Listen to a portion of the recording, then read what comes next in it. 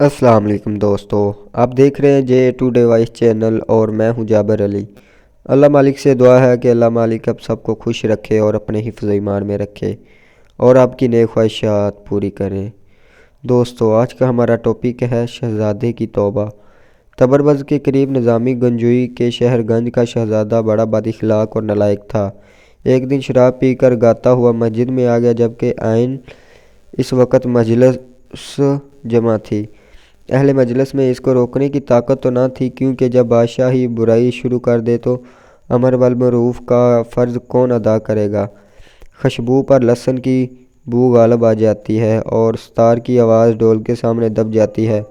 اور ایمان کا تیسرا درجہ یہی ہے کہ اگر ہاتھ اور زبان سے برائی نہ روک سکو تو دل سے برا جانو۔ چنانچہ سب اہل مجلس نے دل سے برا جانا، لیکن ایک بوڑھے نے روتے ہوئے خطیب صاحب سے کہا کہ ہم ہاتھ اور زبان سے تو اس کو منع تو نہیں کر سکتے، اللہ سے دعا تو کر سکتے ہیں کہ اس کو ہدایت دے کر مسجد کا احترام کرنے والا بنا دے۔ جو بات دل سے نکلتی ہے اثر رکھتی ہے۔ دعا شروع ہو گئی۔ خطیب صاحب نے یوں دعا کی کہ اے زمین آسمان کے مالک، اس شہزادے کو ہمیشہ کی خوشحالی عطا کر۔ سامعین میں سے ایک نے اعتراض کیا کہ اس شرابی کے لیے آپ ہمیشہ کی خوشحالی مانگ کر آپ اس کا دماغ اور خراب کر رہے ہیں اور شہر والوں کے لیے نئی مصیبت کھڑی کر رہے ہیں۔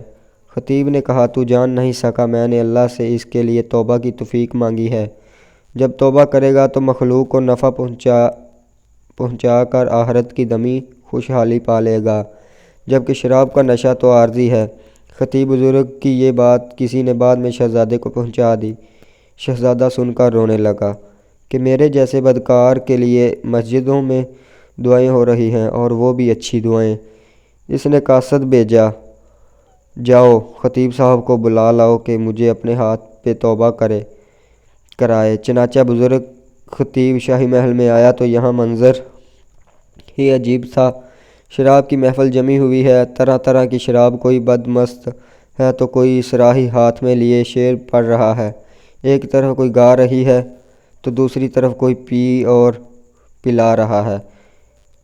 یکا یک شہزادے نے گرجدار آواز میں کہا، تمام ساز اور طبلے توڑ دو، شراب کے مٹکے بھی ضائع کر دو۔ چنانچہ پتھر مار مار کر سب کچھ توڑ دیا۔ سرخ شراب ایسے بہہ رہی تھی جیسے جانور ذبح کرنے سے خون بہتا ہے۔ شہزادے نے کہا، یہ فرش بھی ناپاک ہے اور اب دھونے سے پاک نہیں ہوگا، بلکہ اس کو اکھاڑ کر نیا اور پاک فرش بنایا جائے۔ پھر شہزادے نے ایسی توبہ کی کہ گوشہ نشین ہو گیا۔ پورے شہر میں کسی کی کیا جرأت کہ شراب کو ہاتھ لگائے یا باجے طبلے کی طرف دیکھے۔ اس شہزادے کو بادشاہ نے کئی بار سمجھایا بلکہ دھمکایا بھی کہ بد چلنی چھوڑ دے، مگر یہ نہ مانا۔ مگر صاحب حال کی دعا نے اس کی کایا پلٹ کر رکھ دی۔